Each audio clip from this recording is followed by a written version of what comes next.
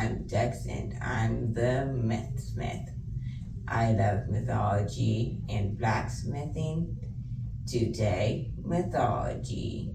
Egyptian myth was celebrated in what is now modern Egypt, which is mostly in Northeast Africa and partly in Asia. The part that actually celebrated the Egyptian myth was in the Africa part. The mythos changed depending on the pharaoh at the time. The mythos I'm looking at was celebrated from 3100 BC to 260-86 BC, which was 1,500 years before Ramses the Great, and around the time the Great Pyramids were built.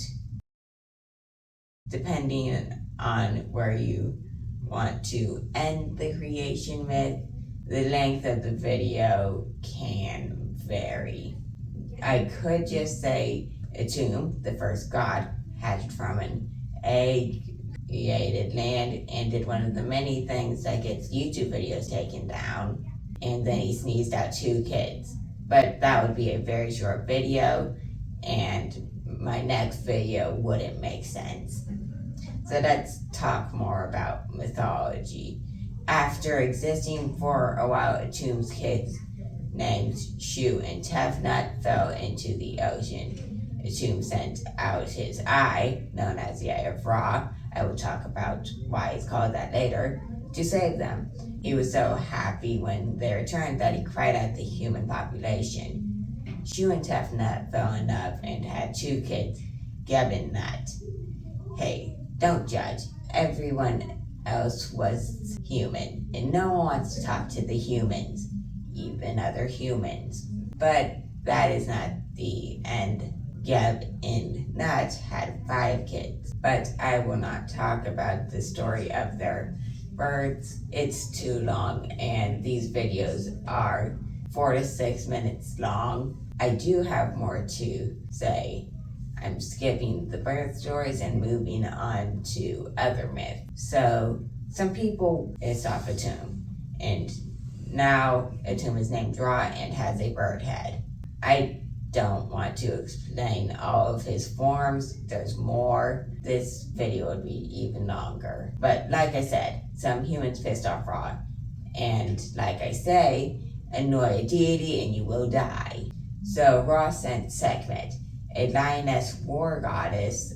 When I looked up pictures of her, I saw some of the same photos for Tefnut. So that is why I'm using the same drawing. It's totally not because I just didn't want to draw more pictures. Sekhmet killed the humans, and now she had a taste for blood. Literally, she wanted to kill people to drink their blood. Ra solved the situation by putting red dye into some beer and pouring the beer into the river Nile. Sekhmet, thinking it was blood, drank from the river and got so drunk she passed out. After this, Ra decided to step down and let Osiris be in charge. Osiris was a good king who taught the people how to farm. But his brother Set was like, well, I want to be king. So Set invited all the gods to a party where they played games. If you saw my video on the best Norse myths, you know that it is always a bad idea when if gods play a party game, someone will be ending up killed by someone else. This time, Set killed Osiris by tricking him into going into a box, which Set trapped Osiris in. The box with Osiris in it was thrown into the water, where Osiris drowned, and the box floated away with him in it. Isis, though not the terrorist group, the goddess, who is Osiris's sister, went on a journey. A journey that is not worth telling you.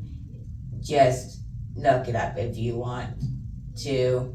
Most of it was borrowed from the Greeks. Hymn to Demeter.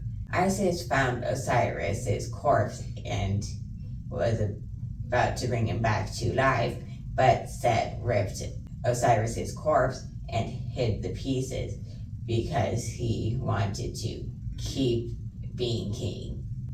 Isis gathered every piece but one, and without every piece, Osiris would not stay in the living world. A replacement piece was made for temporary use, and the piece was made for fun activities, which led to more inbreeding. But now there are other gods who wouldn't be your sibling. I don't know why they picked each other. Oh well. Osiris died again, but his bloodline lives on with Horus the Younger, the nephew of Horus the Older.